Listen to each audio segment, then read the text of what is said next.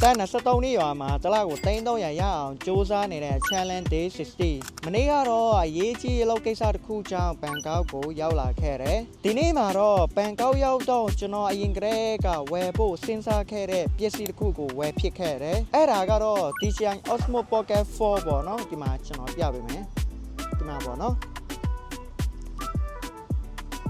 အဲ့တော့ကျွန်တော်ဝယ်တော့ဆိုရင်တော့ဘယ်လောက်ထိပေးခဲ့ရတယ်လဲဆိုတာကျတော့ဘတ်ငွေနဲ့ဆိုရင်တော့18900ဘတ်နေနဲ့ပေးခဲ့ရတော့ပေါ့နော်မြန်မာငွေနဲ့တွက်ကြည့်မယ်ဆိုရင်တော့30ကျော်ဝန်းကျင်လောက်ပဲရှိတော့ပေါ့နော်ဒီမှာတကယ်တော့ဒီဟာကိုပေါ့နော်ဒီပစ္စည်းအစ်စ်လိုချင်လို့ဝယ်လိုက်တာတော့မဟုတ်ဘူးပေါ့နော်နောက်ပိုင်းမှာတော့ကျွန်တော်အနေနဲ့ travel blog video လိုမျိုးပုံစံတွေကိုပို့ပြီးတော့ရိုက်ချင်လာရတယ်ကိုသွားနေတဲ့နေရာတွေကိုလောက်နေတဲ့အရာတွေအခုလိုမျိုး challenge video တွေပြင်တခြားတော့ content တွေကိုလည်းပို့ပြီးတော့တေးသေးချာချာနေနဲ့ရိုက်ချင်တာပေါ့နော်အဲ့တော့အရင်တော့ကျွန်တော်မှာ Canon ကင်မရာကြီးတစ်လုံးအနေနဲ့ရှိခဲ့တယ်ပြီးတော့အဲ့ဒီကင်မရာကဆိုရင်လည်းတော်တော်လေးတော့အရင်တော့ကြီးနေတာပေါ့နော်ဒီလိုမျိုးကင်မရာကအရင်ကြီးနေတော့အပြင်သွားတဲ့ခါတိုင်းမှာယူသွားဖို့ကတော့တစ်ခါတလေတော့တော်တော်လေးတော့ရှောက်ရတာပေါ့နော်ကင်မရာကတော့အရင်ကြီးနေတော့ခံရလဲလုံးဝကိုအဆင်မပြေဘူးထားနေနေရမှာဆိုရင်လည်းအရင်တော့ရှောက်ထွေးတယ်ပေါ့နော်အဲ့လိုမျိုးပုံစံတော့ဖြစ်တယ်ဒါပေမဲ့ဒီလိုကင်မရာတိတိလေးဆိုတော့ကိုယ့်ရဲ့အိတ်ထဲထည့်ပြီးဘယ်နေရာမှာပဲသွားယူသွားလို့ရတာပေါ့နော်လိုတဲ့ချိန်မှာဆိုရင်လည်းတိုင်းရိုက်နေနဲ့ထောက်တုံးလို့ရတယ်